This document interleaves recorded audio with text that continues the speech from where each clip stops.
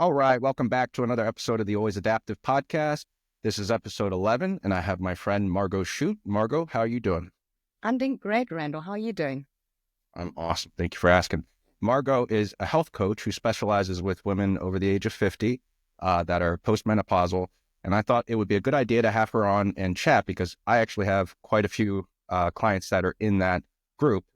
And so I'm sort of, I know a little bit about it, but I'm sort of out of my depth. So wanted to learn more about the topic.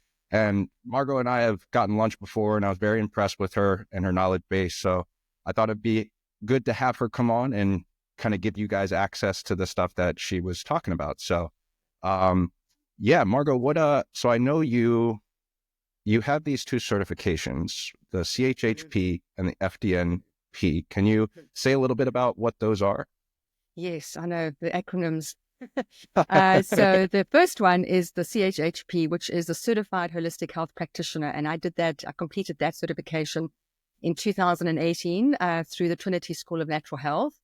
And then once I'd completed it, I wanted to do a health coach certification because that was limited in that course. There was a very deep dive into holistic health, traditional naturopathy, but I knew I wanted to help people and I needed health coaching. And they had a very basic health coaching course at the time.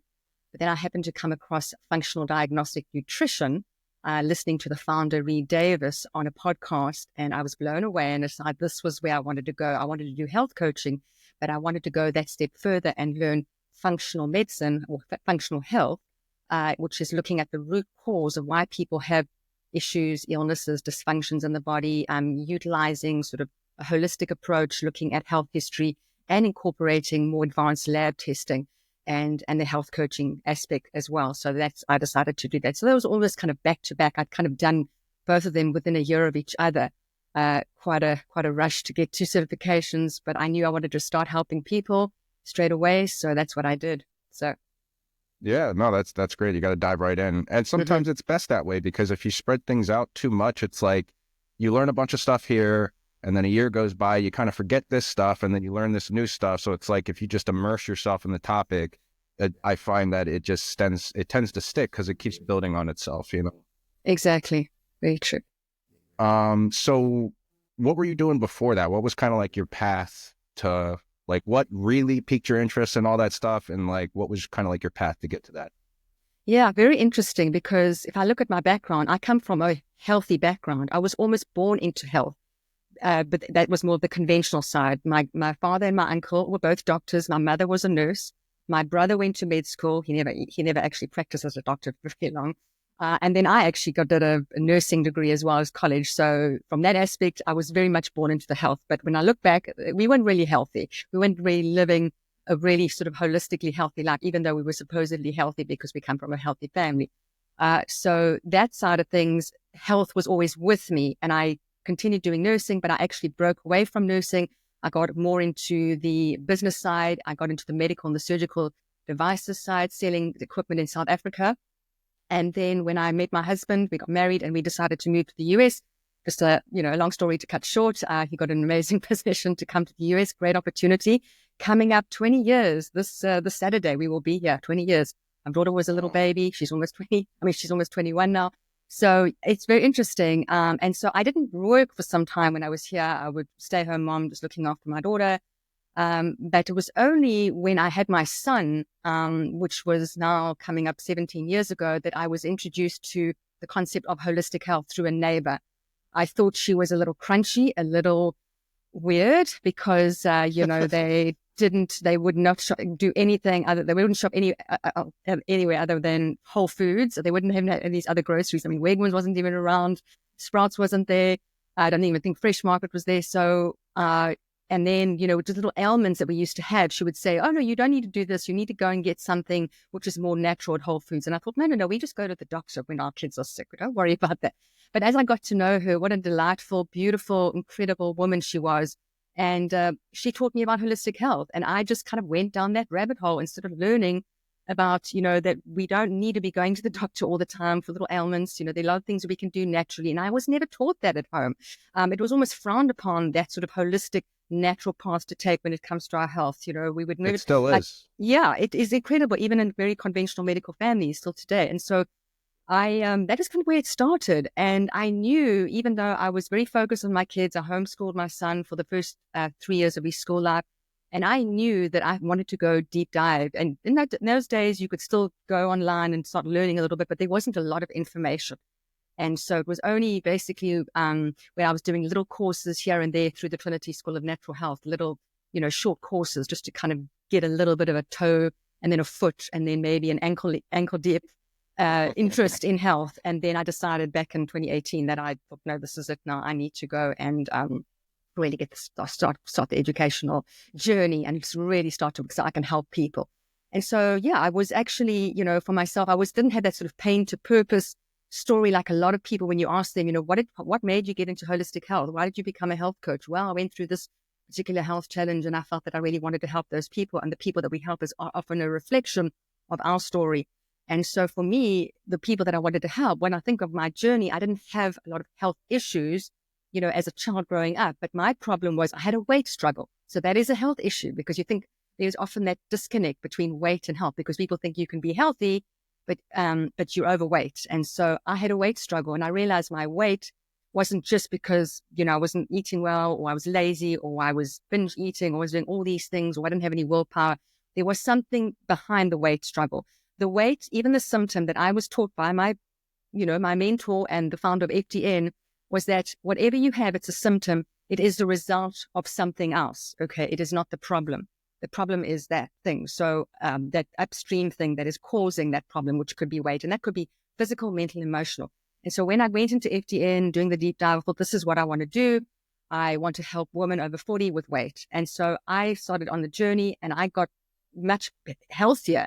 And just by getting healthier, the weight started to come off. I wasn't quite where I wanted to be with my weight, but I was much healthier. I was feeling stronger. I had more energy. I was sleeping better. I just felt like a better person, and I wasn't going to the doctor all the time. And even my kids, trying to feed my kids and my husband healthy food, we weren't going to the doctor as often as me. And so that was the kind of the journey. And then when I decided, that things were working well, but it was kind of that hitting that wall. It's like things are going well, but now I'm waking up and I'm not feeling so great. I've got a bit of brain fog, my energy levels, and suddenly, the hot flashes, what's going on? And then it was the menopause. So yes, you get to a certain level with your health, things are growing great, but then suddenly things are not the same anymore. So the things that you were doing, that you think were working, that probably were working for a long time. And now, yes, I found something that is working, but now I need to make those tweaks, because what's going on? My hormones are going crazy. They're shifting, they're declining, they're going up and down. The estrogen's going down, the progesterone's coming down. So I guess on that note, sorry to interrupt you. If you want to just, I guess, before we get into all of that, can we just get a brief description of menopause? Like, what is it? What kind of signifies that it's happening, and like what comes along with it? Sure. So menopause is a very natural process. Okay. Every woman that's living, that has a uterus, usually, most people, if they've obviously had their uterus removed, which is the surgical procedure, is a hysterectomy. And you either have a total hysterectomy, which includes the whole uterus, including the fallopian tubes and the ovaries. Okay. All the sex hormones. Some people will have a partial hysterectomy and they've just got their ovaries intact, but they won't have a period because they won't have the uterus to shed the lining. So with menstrual cycle is we having, the regular cycles and the periods. And then as we kind of transition towards menopause, we find that the menstrual cycle will start becoming irregular, maybe shorter cycles, shorter periods, not as heavy, maybe very heavy. And what's happening there is a decline. It starts off with progesterone, and estrogen is this is kind of the phase before menopause, which we call perimenopause, where estrogen is kind of going up and down, up and down. It's a bit of a roller coaster. And then eventually it starts to taper off. And so that is kind of the process. So how we define menopause is going to be 12 consecutive months. So it's 365 consecutive days without a menstrual bleed. And then at the 366th day, you are officially postmenopausal. So it's so weird. That whole process is almost like a day, but the time frame could actually span up to 15 years. It used to be sort of 45 to 55. Women are starting to go menopausal earlier in life. It's not the same. The menopause experience is very different from previous generations. And so, do you have any insight into why that might be? A lot of things, obviously hormone disruptors, if you think about the lifestyle, what we're exposed to now as opposed to what we were 50 years ago, our environment, the food that we eat, the monocropping and the soil, we don't get the nutrients to help, support our hormones, and the toxic water, the heavy metals, all those things that are disruptive to our hormones are playing a huge role in that. So they're playing a huge role when we start that hormonal development, the three Ps, when we're going through puberty. There's this acceleration. So a lot of kids are going into puberty very early, and a lot of women could be stopping menopause, starting perimenopause very early in their life. And it's very disruptive. So it's a very different pattern that we see in this generation as what we saw previous generations. So, this is really what I want to... similar to what's happening to men as well, too. Absolutely. Men are also, they go through, and I look at men, I do help men, as you know, and they go through their own pause. They are seeing testosterone. There's another important hormone that is coming down, is DHEA, that is kind of related to testosterone. We see those coming down, and some men have more estrogen in their body when we can actually do the testing, the more advanced testing. It's sort of a state of estrogen dominance where we can actually also see some of the patterns. Maybe they're a little bit overweight, they're very tired, they've got, dysfunctional sexual performance issues, maybe losing hair, things like that, that we see with men. So they definitely go through their own pause. The thing is, they can still sustain high levels of testosterone. Women, once they go, physiologically, once the estrogen and the progesterone are no longer there because the ovaries aren't producing them, they're no longer having the cycle, they're no longer ovulating. Yes, the adrenals can produce a minuscule amount, but it depends on the person, because your adrenals have to be well nourished and supported and healthy to do that. But physiologically, it is on a decline and it's never going to come back. But men can kind of sustain testosterone, if they do the lifestyle things and lead a healthy life as well. So, Right. so I love this age group, 50s. This is where you can thrive. I know it sounds doom and gloom. Oh, my hormones are declining, but there's so much that we can do with lifestyle, and that's what I'd love to, give some insight. No, I think that's great. And, I think it's good to hone in on a population first from a marketing perspective. That's really good. But also that population gets forgotten about a little bit. And I think women in general aren't represented very well in scientific research, especially around fitness and nutrition. So it's like, we need more people. And there is a push. You're seeing more women research scientists going on these big name podcasts like Diary of CEO and all this stuff. So there are women out there kind of pushing like, hey, when you're doing scientific research, we need more of it to be on us because we are different than men. Not me. I'm not a woman, but you understand what I'm saying. But yeah, so I think that's great that you're focused on that population because, I don't think I've ever, in some of my sort of certifications and stuff that I've had, it's like briefly mentioned, like one paragraph about women going through menopause. It's like, you don't really hear anything about it, to be honest with you. That's very true. Yeah, there's very little information. And you're right. In terms of the research studies, very little research has been done. I think it's the fear factor because, the menstrual cycle, there's the sort of the risk involved with that. But I think today, they're opening up. There is more, transparency and understanding that women, we are not many men. As Dr. Stacey Sims, who talks about it, I know in her book Raw, and I think it's the next level. So she's a women's menopause expert, that fitness expert as well, that brings us across quite eloquently in a lot of her trainings and her teachings. Is that we have to be approached. Women have to be involved in more of the research, and so it's good to see that it is finally coming to the fore, and the conversation about menopause is also finally opening up. And I think, because of the fear factor that I'm sure I'd love to share with you, just very briefly. We can go into a real deep dive rabbit hole. Absolutely. On the Women's Health Initiative back in it was about 2002. So that's kind of where it really started because, women were already on hormones, before that. It was really much a conventional menopause treatment as part of menopause care. They were only really offered hormones, not much in the way of lifestyle. And that's kind of the lacking and the dearth would happen as a result of that study. It wasn't just because of the flaws of the study, but there weren't any other options. And what is the option? Lifestyle is huge. If you have a healthy lifestyle, that is the fundamentals. That's where it has to start, not just with the hormones. So, we have to shift that, but we've also got to implement that first. So we can really, we can talk more about that. Yeah. That's great. I think you're bringing up a really good point. And you mentioned earlier about how, like the whole functional medicine approach and functional labs and stuff. And I think, so I have colitis and I just recently had a colonoscopy. And since I've been down in North Carolina, I've been seeing this new endocrinologist. And it's the same exact experience that I experienced up in Maryland, where not a single doctor, including this new one, talked to me about food, talked to me about stress, sleep, anything, just straight to medication. And I think that's most people's experiences. And it sounds like that was probably your experience back in the day. But yeah, I mean, if you don't have the proper building blocks to even create the hormones that you're talking about, then it doesn't matter. It doesn't matter what you go Exactly. through, Yeah. you know. But what would you say are some of like the biggest misconceptions about menopause that you encounter with your clients? Like, let's say you get a new client, they ask you a question, they've heard something, and it's just not quite accurate.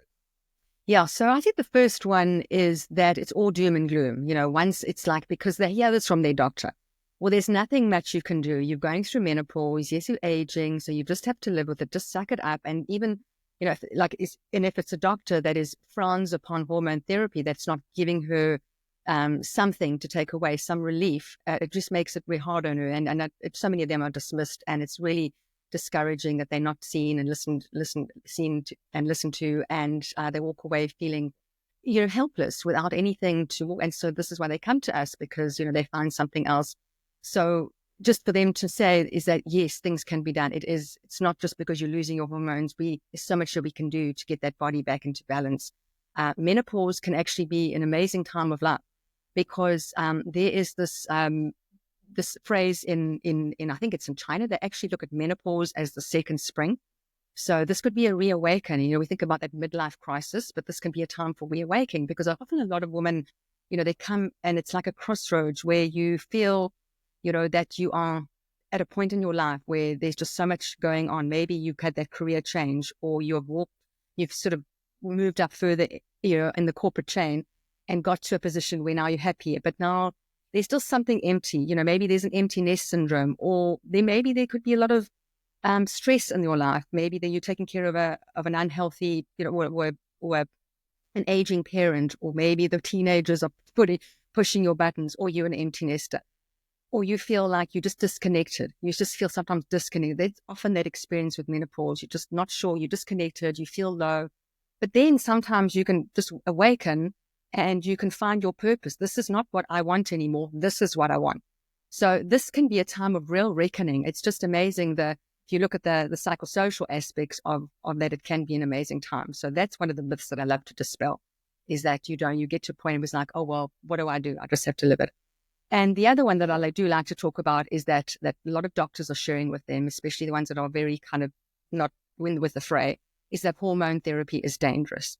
And this where it stemmed from. So maybe we want to go a little bit into the Women's Health Yeah, I was Initiative. actually going to ask you about that. So that's great.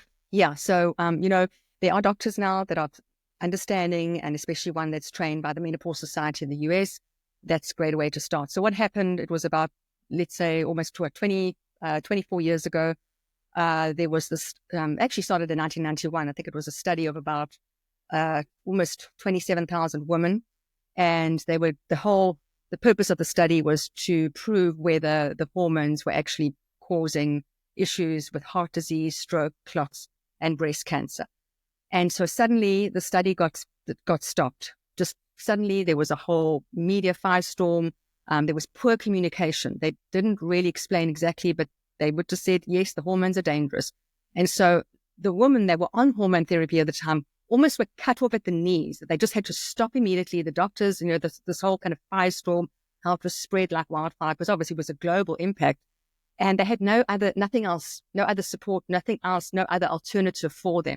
And these women suffered. They suffered with health issues, you know, heart disease, you know, breast cancer incidences still went up. The typical symptoms that come along with it, like brain fog and the hot flashes, those are the ones that people really struggle with. And then obviously, you know, things like osteoporosis, those levels increase. And they know that those are all tied. Heart disease, osteoporosis, brain health, muscle health, all of those are tied to menopause. So when you go through menopause, you're more at risk of that. So in hindsight, when they actually went back with the study, so obviously it hit the media and they went with it. And there was this, they had to walk it back, and they realized there was actually a flaw in the study. The type of woman, the women that were actually in the study were postmenopausal. The average age was between 50 and 79. Most people go through menopause are about 50. So those women are more at risk there. And the women in the study were not very healthy. They already had issues. So when you're taking a sample like that, you want somebody that's representative of who you're trying to target.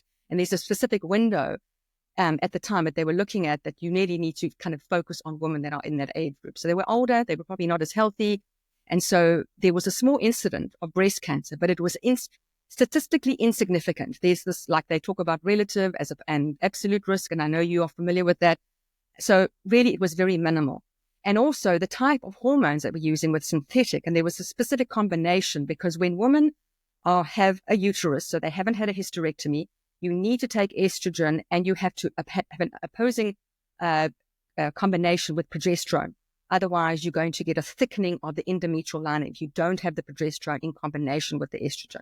If you have had a hysterectomy, you don't always need progesterone. But I don't believe in that now, because progesterone has amazing benefits on the whole body, especially the brain. And so what they were using at the time was a synthetic combination called Premarin or Pravira and Premarin and Pravira. And Pravira was the synthetic version of the progestin. And they found that was the one that had more the risk factor when it came to the breast cancer. So, overall, if they just used the estrogen on its own, that was fine. That was okay. But it was what they were using, the type of sample, and statistically insignificant. That's in a nutshell.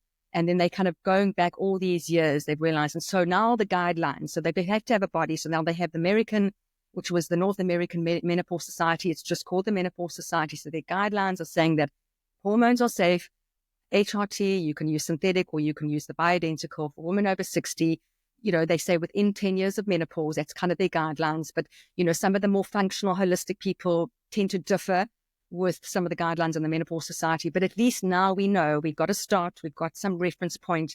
And what they've done is they've walked that back. And there's a fantastic book I recommend for all the women listening. You must read the book. It's called Estrogen Matters by Dr. Avram Bloom and Carol. I have forgotten her name. She is the researcher that worked with him. He is an oncologist. His wife had breast cancer, and he brings up all this research. It's a phenomenal book. I highly recommend that. And if you really want to go deep dive into the Women's Health Initiative. So unfortunately, that's what happened today. That's what happened then. And so I'm very much a proponent of it, but I always start with lifestyle first. So yeah. No, that's great. Yeah. And I'll definitely put that book in the description. No, I mean, that's really good that they're starting to adopt HRT because, I mean, it's just something you can't ignore. Even with men, I think men's testosterone levels now are 50% lower than it used to be in the 1960s or something like that. And with women too, like another thing that people don't talk about is testosterone. Yes. So like essentially once you go through that phase of your life, your body is extremely catabolic. It starts to get rid of your muscle, your rate of muscle protein synthesis drops through the floor. And so without any sort of HRT, you're essentially creating like a death spiral where you're going to continue to lose muscle. You'll continue to lose your functional health. So it doesn't make sense to me that they would even like, are there still camps of people out there that are against HRT today? Oh, yes, but more on the conventional side. Yeah. I mean, there's even a group of, you just have to find the right, you got to do your research. I always encourage women to be their own advocates when it comes to their health. They really have to, there's also another great book that I would recommend. I think you mentioned she was on the CEO of a diary, CEO, his name? Diary of a CEO. Diary of a CEO. That's our CEO of a diary. No. That's Dr. Mary Claire Haver. She's also a menopause expert. Her book is called The New Menopause, and she actually helps women gives them, some little training skills about how to actually, what do you say to your doctor? This is the information you take to your doctor. Please, I would like you to prescribe me hormone therapy. And then just, start that conversation. This is the research. Because a lot of them, are they turning a blind eye, or they're not prepared to look at it, or some are ready to open their eyes. It just depends on the person. Some of the old school ones, maybe not so, but the newer generation. Because the sad thing is when you're even in medical school, they have very little training on menopause. There's no menopause care training when they're studying their OBGYN. So it's that is where it needs to start. It actually needs to start at the medical school grassroots level. They need to have more access and more training to that. So, yeah. Yeah, absolutely. You've brought up lifestyle now a few times. What would be some of like what are like your top 3 or top 5 biggest lifestyle interventions that you kind of start with people? Yeah, so I like to use the acronym as a functional diagnostic nutrition. We like to look at, the pillars of health. So there's an acronym which is DRESS. So we start with diet, rest, exercise, stress reduction, and targeted supplementation. So I always start with the nutrition, the last, and the diet. And so, the thing about me, when I was going through my health during the 40s and then I late 40s, and then I got into 50s and what I was eating, no, it's not working anymore. And so I feel for most women when they are going through menopause in their 50s, we really have to do an assessment of what they're eating. And I find a lot of them are not actually eating very much, or they're eating very heavily it's carb loaded. Okay, there's too much carbohydrate. They're not eating nearly enough protein. And as you mentioned earlier, we need, that obviously that breakdown of the muscle, it's happening. Some of them are, a little bit more sedentary. Maybe they are gaining weight. They tend to gain weight around the belly. And so we look at what they're eating. They're looking at calories. They're not looking at quality nutrition. So we've really got to bump up that protein. I try to encourage them minimum of 30 grams, if not 40 grams, of protein a meal. Yeah, per meal. So, 120, it just depends. I know a lot of people like the ballpark figure of 1 gram per pound of body weight. So, obviously if they're exercising, if they're doing their, resistance training, absolutely, we make sure that minimum of 40 grams a meal. And if they need to have a snack, because sometimes it's a lot of food, because protein is very satiating, then the protein shake, a little small protein shake or something, pre-workout would also be good. And then I look at the plate. It's more about what is on the plate, the quality, some we can have obviously the heavy workout days, definitely bump up those carbs. We're looking at the healthy carbs, the starchy carbs, the sweet potato. Some of them do eat oatmeal, but I always add a protein to that as well. I also like, the starchy vegetables. We could look at quinoa, wild rice. I like women when they're on a journey with health, we kind of remove the things that we do remove for at least 90 days are some of the inflammatory foods, because I really want them to I want that inflammation down, because there is a lot of inflammation that is often we see in our body. We can actually see it on lab tests, but we can, that's when they've got issues, when they've got health issues and they've got symptoms, there's definitely inflammation going on there. So one of the things of removing some of the, removing gluten, conventional dairy. If it's raw dairy, I think that's okay. Then we can also look at things like soy and corn could become problematic for some women as well. And then sugar. That is sometimes very difficult, but I take them on this gentle sugar cleanse for about 10 days. And then we run, off to the races, because then we can start incorporating anti-inflammatory foods like the fruits and the veggies and all the colors. I like them to eat the rainbow. So it's more about the plate and how they feel. Are they satiated? How do they feel mentally, emotionally afterwards? Do they have enough energy? I always check in with those things. That's kind of, those are the check marks that we want to achieve when it comes to, and it's very customized. It depends on the individual as well and their goals. And then we kind of make tweaks along the way when we are working with them. But, so that's kind of the standard when it comes to diet. Okay. No, that's great. And I like that you put in there that you tell them to pay attention to how they feel, because that's like, I think that's the missing part for a lot of people. I mean, even on the gluten and the soy and all this stuff, there are tons of people out there that have no idea that they're having some sort of reaction to a food where I just made a video about this, like arthritis, for example. We pay attention to the bad because we have a negativity bias, but we don't pay attention to the good. So there are days that people feel good. And I think it's just as important on those days to pay attention to what are you eating? How are you behaving? Because there are things that are creating a good environment for you too. But we miss all that stuff. We miss the day that we ate really well, where we had a lot of fruits and vegetables, and maybe we didn't eat a bunch of bread, maybe we didn't eat a bunch of sugar, and we don't even realize that, oh, my aches went away. Exactly. Like I didn't have any pain that day, but people just blow right past that, Yeah, that's very true. And I mean, that's why journaling and tracking is very important. But you're right. And it's also the symptom. It's not always about gut. I'm not talking about if you have a sore tummy. I mean, it's about headaches. It's about energy, fatigue, all those things. And then there's certain foods. I do food sensitivity testing in my coaching, and they're just amazed when they take them out. They think, wow, those little headaches. Oh, that joint pain that I used to get, that's gone. I don't have that anymore. So very true. Yeah. Yeah. Yeah. They could have some sort of allergy that they just have no idea about, or it could be some sort of spicy food that they, I hear that all the time. I love super spicy food. It's like, well, do you ever think about like what kind of havoc eating a ghost chili is doing to your body. Right. I know. Because Yeah. some of those peppers are just crazy hot. I don't know how Yes. people do it. I know. Um, Yeah. so yeah, you mentioned labs. So let's Hmm. dive into labs a little bit. So Hmm. like, what are the key markers you're looking for? And, Hmm. what kind of advice are you giving people when they go to their doctor and request labs? Yeah. So when somebody works with me, as a functional health coach, I do give clients access to the more advanced testing where we want to do a deeper dive. We really want to get more granular and see where those dysfunctions are. But it's really great if we can get some basic blood work. They have their annual or biannual blood work through their doctor. They can get it through insurance. And so the specific markers that I look at, so if they're doing the CMP, the CBC, and the lipid panel. So I like to start off with what's going on with their blood sugar, because a lot of them coming to me and we think about the symptoms. They've got fatigue, low energy, brain fog. They can't lose weight. They've got the belly fat. So we want to see what's going on with them metabolically. Lipid panel, usually what I see is like these high cholesterol, and they think, oh gosh, they're eating healthy. They're trying to do all this, but their cholesterol's high. What's happening when you start losing your hormones?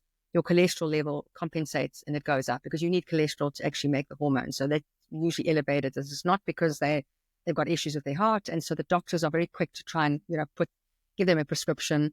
And so, but it's also what we see is when and doctors don't usually do this. And this is what I always recommend to somebody that comes to me.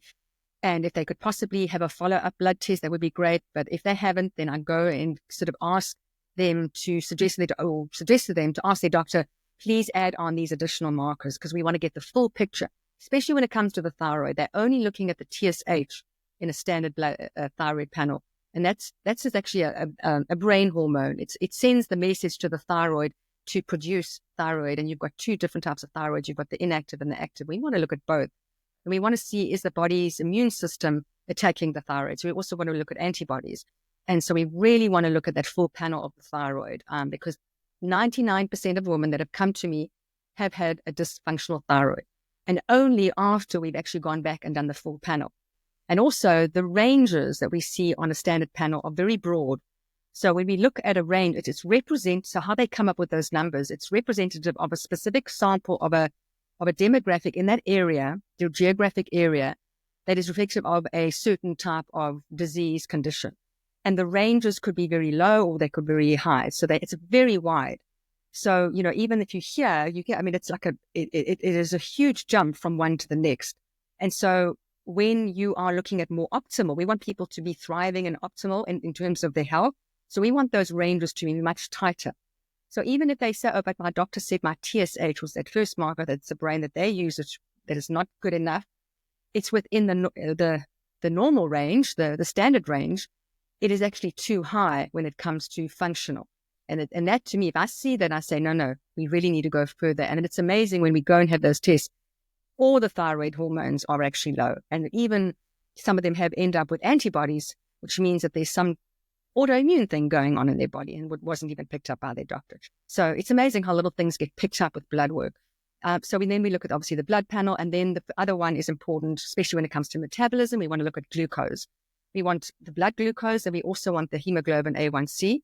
And I love a fasting insulin. Now, insulin starts, the changes in the insulin when people become metabolically dysfunctional, it starts earlier on when one was picked up with blood glucose. When your insulin will start to become damaged, and not when I say damaged, the effects of the insulin on the cells become dysfunctional much earlier than when you, say, would get a diagnosis of diabetes, or even in that pre-diabetes, which is kind of, you're almost tinkering on that final point before you officially diagnose. How they base it is obviously on the ranges, but it's already happening. And people can have fine A1Cs and they can have fine glucose, but their insulin is really high and it's never picked up. And this is why, 88% of Americans are metabolically dysfunctional. This is often because of that insulin that is not picked up. And that's, if you think, oh no, everything's fine. No, got to go further. And so it's often picked up. So I always recommend that full panel, and I always give them the additional markers, and it's just amazing what we can do. So we work on the lifestyle around that to try and get that, the blood sugar and the metabolism, up to speed. Yeah. No, that's great. And you bring up a good point on kind of, ignoring the insulin and looking at the HbA1c and the glucose and be like, oh, you're fine. But I'll take it even a step further. They'll ignore the blood sugar too and just say, oh, your H1BAC is fine. And it's like, meanwhile, so I have a client now. He's pre-diabetic and he has been for a really long time. And his doctor just keeps telling him, oh, your blood glucose is fine. Your blood glucose is fine. Margot, there are mornings where his blood glucose is like 140. Oh, yeah. And this is before he's eaten anything too. Oh gosh. So it's like, So, and his doctor's like, well, your HbA1c is fine. So, and I'm trying to plead with him. It's like, dude, you have to understand, like you said, these processes take a long time. So it's not as though like, this is just what it is today. This process for you to get here started years ago, potentially, Exactly. So, and so much really, is really missed. And there's the flaw, because it's over a 3-month period. And it's not like it's a linear or just a static mark. They could be periods, especially with pre-diabetics, they have dysfunctional blood sugar. So it's not to say it's always in that hyperglycemic. They have moments of hypo. And that's why the results skewed, because it kind of looks almost balanced, because there may be moments are very high, but then you could have this reactive hypo. You could have hours and hours in a hypo state. And so when we look at it over time, oh yes, it looks normal. That's because of the dysfunctional blood sugar regulation. Yeah, that's a really good point too. Yeah. So physical activity. So obviously that's my wheelhouse, but like what kind of role does that play with menopause? Like in terms of, are you having them, are you thinking more in terms of strength, or are you just sort of like really focused on building muscle, or both? Yeah, I think that's a great question, and that's a huge aspect of health. That overall, the sort of the long-term goal. But I always look at the individual and I sort of meet them where they are right now. How are they? Are they absolutely, because I work with a lot of women that are very fatigued. And so, that was me, because of the thyroid. When you have very low thyroid, you're very fatigued. So can they do so much right now? So what we do is we just focus on movement, moving the body, walking, getting as many steps as you can per day. And then we gradually start to increase. Are we ready to start that process of building muscle? And, we spoke earlier about, if they've never done this before, I don't just want them to go and jump and go to go find or they can go find a strength training class, but work with a professional. They've never done this before. And even if it's just for 15 minutes or 20 minutes, once a week, and then we increase to twice a week, I always want to find a professional. That's why, I like to refer some of my people to you, because you are the professional who knows what to do. And I think it's also because of that, you think about that age, the risk factor, they're losing muscle, their bone density, post-menopausal, they're not on hormone therapy. The risk of those diseases that we were talking about earlier accelerate once you are post-menopausal. So we really need to be very careful in terms of how we approach this type of thing. Also, when it comes to cardio, I love intensity. So if it's once a week or twice a week of just high burst intensity. But, as I say, when I'm referring somebody just to someone like you, I'll say, look, I want the whole package. I want you to give me something that includes, a bit of strength training, but also the cardio, what would be best? Because I do believe both of them would benefit. But, I think first and foremost, if they don't have the energy to push themselves in terms of high intensity, maybe they can, lift some weights or do something, or do some body weights to start with there. I mean, that's your wheelhouse. I don't know what you think about that. But if they can't do any of that yet, they can't exert, and they've just got a lot of, they're just depleted. Their energy levels are just depleted. Just get started on walking, as much as you can every day. Keep that body moving. Also helps with blood sugar regulation. It just helps with sleep. There's so many amazing benefits that come from walking. It's a phenomenal form of exercise. Yeah, I agree. No, and I really like the meet them where they're at, because I can't remember where I heard this, heard it a long time ago, but the client is an expert of their own body, is the saying. So like, I can make all these assumptions about what's the best prescription for this exercise and that exercise, but ultimately they know how they feel doing certain things. So I think very highly of deadlifts, for example. But if I start like teaching someone how to do a hip hinge and I put a weight in their hand and all of a sudden they make a face and they're kind of like sketched out, or they feel some sort of fear around the movement, I'm not going to push them to keep doing that, So absolutely, starting with body weight stuff, I think, is great. If that's where they're at, that's where they're at. And I think we overestimate sometimes. I think everyone overestimates their starting point, which leads them to watching YouTube videos. We're like, oh, I could do this, no problem. And then they dive in. and they injure themselves. So Yeah. no, I think that's good. The walking and the cardio point, that's also super important. I've been yelling from the rooftops, especially with the TRT with males. There's an increased risk of high blood pressure from that. You mentioned cardiovascular disease earlier. I know that's big among women as well. And so, like, how do you combat that? You know, do cardio. You have to improve your cardiorespiratory fitness. It's super, super important. But there's just like, I don't understand it, but there's just camps that say, oh, you don't need to do cardio, or it's like, just build muscle and you'll be fine. It's like, you're just going to ignore your heart. You know, all that extra muscle is placing extra strain on your heart too, you know? So it's like, it's the big picture, like you said. Yeah, absolutely. That makes a lot of sense. Yeah, for sure. All right. So I know in your acronym, there was an S in there. That was sleep, or was R rest? Oh, so that's R is, that one is actually sleep, even though the others obviously couldn't put that in as the, so that is actually rest, but it's also resting and restoration, resting when we need it, but making sure we're focusing on good sleep hygiene. You know, I always say sleep hygiene starts the moment we wake up. Try to get out and have some exposure to sunlight. Obviously sometimes, you know, this time of the year, certain parts of the state, you know, it could be cloudy. It's okay just to get a little bit of exposure, because we have this internal clock in our bodies called the circadian rhythm, and we want to try to prime it and activate it in its most conducive state as we can, so that helps that we can, so that the body is ready to wake up when it's supposed to wake up. And that means when we wake up, our cortisol, our stress hormone, is going to come up and kind of wake us up, get us the energy as it's supposed to do, and then it primes melatonin to kick in at the right time at night before we go to bed. So that is the whole idea. But and then, you know, in terms of the sleep hygiene, I always kind of think about starting a wind down routine at least 90 minutes before. You know, turning off artificial lights, kind of dimming lights. If you have blue blocking glasses, we don't want that blue light, you know, in our face. And then I just love to kind of think about your bedroom as your sanctuary. You know, it's for sleep and sex. No working, no all that. And if you want to read a paper book. If you want to read under a, you know, I know the LED lights are still there, but if they can bring those incandescent lights back, people can use those. And then, you know, just I love things like magnesium, you know, or even having an Epsom salt bath with some essential oils. I love that, just doing some breath work or stretching, listening to some calming music, just kind of get into that, because so many of women are just, you feel very wired and tired. You know, they're busy, and they don't stop, or they just feel that monkey mind just can't calm down. They struggle to get to sleep. You know, sometimes they'll get to sleep, but then they'll wake up, and it's a lot of there could be things going on in the body that is causing it. It's not just because they wake up to pee. But really try to get yourself into a good sleep routine. And once you kind of get that, and then it's all about little habits, you know, just doing one thing and then getting that right, and then you're building onto something else. And now I have a very dedicated routine. There's so many things that I do, but I've built these little habits up gradually. And that's my focus as well. We're really cultivating these habits, and then we kind of building on from there. And that's how we get healthy. Yeah.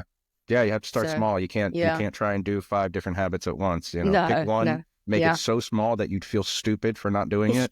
You know, I always tell people, like, literally make it so freaking small. It's like Jordan Peterson talks about, like, if you need to clean out a desk drawer, or if you need to clean your office, just start with one desk drawer, you know, and just do that, and then you build on it. Yeah, it's like decluttering a house. Don't think about the whole house. Even start with one drawer, not even one room. Yeah. One stack of papers. And then the S was stress. Yes. Am I getting that right? Okay, absolutely. So tell me a little bit about that. So when we think about stress, it's any sort of dysfunction or malfunction in the body that could be physical, biochemical, you know, mechanical, electrical, and then obviously physiological, psychological, mental, psychological. So any stress in the body we want to remove. So when we think about the physical, you know, the overweight, if things going on in the gut, could there be infections? Or there's blood sugar dysregulation? Are there nutrient deficiencies? All these things are stresses in the body. So we really want to kind of work on strategies, you know, to address those stresses in the body. And then the stress component, you know, I've always found that when women come into menopause, you know, they started their life, you know, we think about a bucket, empty bucket.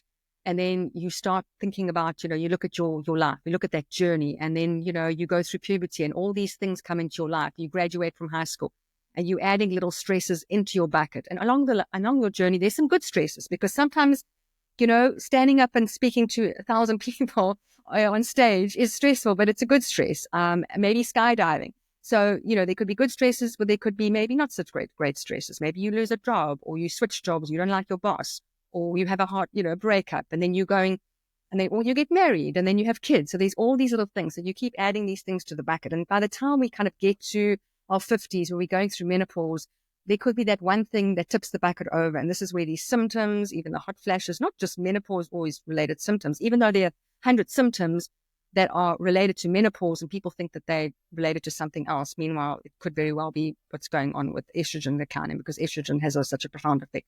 So when we start seeing that tipping over of the bucket, that's when all these stresses that were coming in are now manifesting in the way of symptoms.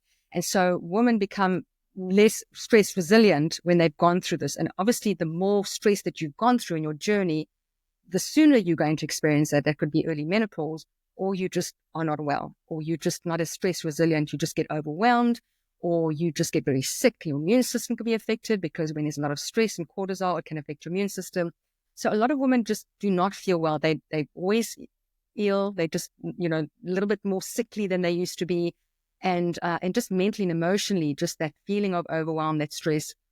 And so we've got to think about the things that they can do now. We look at the controllables or the uncontrollables of a very traumatic situation. We think, what can they do right now? And I always love to start, okay, the walking is one thing, getting outside in nature. And then just something that we do, that we need to do every day of our life, every second of our life, is breathing. Just getting into just deep breathing. There are different types of techniques that we can do, but that's one of my favorites. Just sitting in, moments of silence, pause, take little sprinkles of pauses through the day. We're going through menopause, let's take some pauses. Breath work, meditation. I love journaling, doing a brain dump at night, just kind of letting it all out, because sometimes that wired and tired, as I was talking about earlier, and that feeling of that monkey mind just won't settle. If you just take pen to paper and you just write down, what you're grateful for, or what are the things that were bothered, or something, just to kind of let it go. It helps with sleep, but it also helps that stress response system. It helps you get more of that, out of that stress response, which is out of that fight or flight into more of a calm state, and what can help you sleep. So that's kind of where I start with. And there are different things as well, but I think that's a good place to kind of start, is really just, focusing on your breath. Yeah, no, that's great. Can you share, do you have any success stories of women that you started with, you got their blood work done, you had their blood work exposed something that you didn't think was quite right, and then you guys made the changes, and then now they're kind of flourishing? Yeah, it was amazing. Somebody that actually was overweight, struggling with her health. As I was telling you earlier about the thyroid, exactly what she did. She only did the TSH. We went back and she did another set of blood work. Her doctor was quite happy about that. We discovered that she had, her antibodies were off the charts, absolutely off the charts. So I can't diagnose, because I'm not a licensed practitioner, but she gave it to a doctor, and the doctor actually saw the absolute case of Hashimoto's thyroiditis, which is autoimmune thyroiditis. All her markers reflected hypothyroidism. And she was eating gluten. She was living on breads and things, and we were trying to eat healthy bread. And as soon as she removed gluten, Randall, she couldn't even walk down the stairs. And her grandson was telling her, "Come on, grandma, you got to walk down." "Oh, I'm too sore. After removing gluten, within 10 days, she didn't have any pain. I mean, that was just remarkable. Is that just, as I say, if you've got to start somewhere, remove the gluten. Gluten, we have to, when we have an autoimmune condition, we have to remove gluten, because unfortunately the protein in the gluten is going to go after that particular tissue that is affected by that autoimmune dysregulation. So that was kind of my success, because it happened so quickly.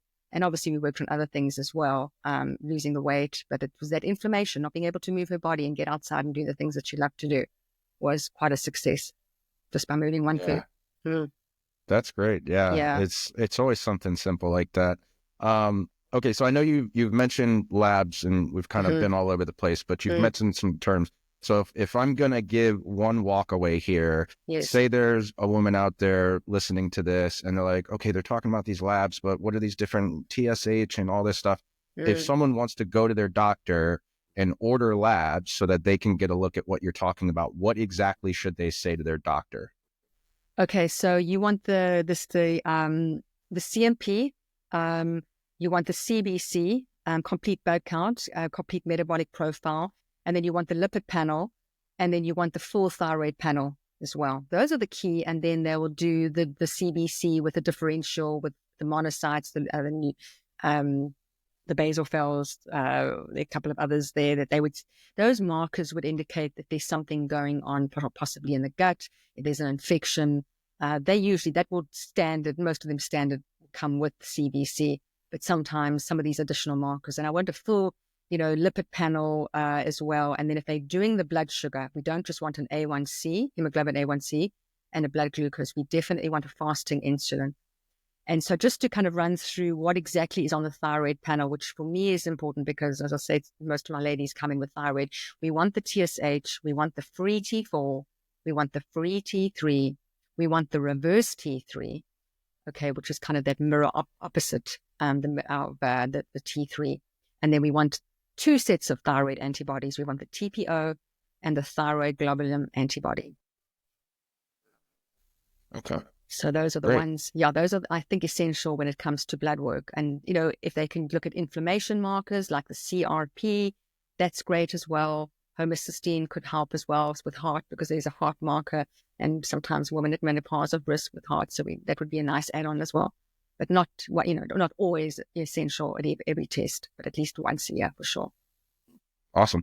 And so they could order all this stuff and then come to someone like you and be like, hey, got my labs. Can you interpret this for me? And then you have a conversation with their doctors. That's what I do. And I can actually do it individually. Even if they don't want to go deep dive, this is what I do. I do a functional health assessment. So we can take the blood work and we can actually assess it from a functional lens. And so that so if they're told, even the lab range says normal, I can say, no, we're not quite normal. This is what it's showing high. This could potentially be a issue going on. But then we want to go a little bit deep dive. And if they're interested, we can go deep dive and they can come and work with me and we can do more of the advanced testing, like the hormone test, the gut test, the immune test, all those things. There's a couple. And then we do a hair tissue mineral analysis, which looks specifically at nutrient imbalances. We look at heavy metal toxicity. And there's another test, is a food sensitivity test with all my clients. We need to look at that as well. Awesome. And almost done, but you've mentioned gluten a couple of times. Are there any other chemicals or nutrients that you kind of look out for that when you see them, a lot of them in the diet, it kind of raises red flags for you? Sometimes there are certain things we might pick it up on a food sensitivity, but it's not always reflective. It's just when people are reacting to foods, it's not like they're going to be reactive to certain things all the time. So there could be some healthier foods that people are reacting to, but just because they have I don't know, maybe this is another time for the conversation, but they have a condition called leaky gut. And often when there's issues going on, there's a lot of leaky gut. And so this is where we see food sensitivity. So we will start working on the gut health. Those can improve. But there are specific foods that I do see that could be problematic. It's conventional dairy. And so that is the A1 type of dairy, the dairy that you find in the grocery store. A lot of people have those issues. They might not have had an issue when they were younger. But even when we're going through menopause, it's amazing. Estrogen has an effect on the gut. Our trillions of bacteria go a little bit out of whack when we lose our estrogen.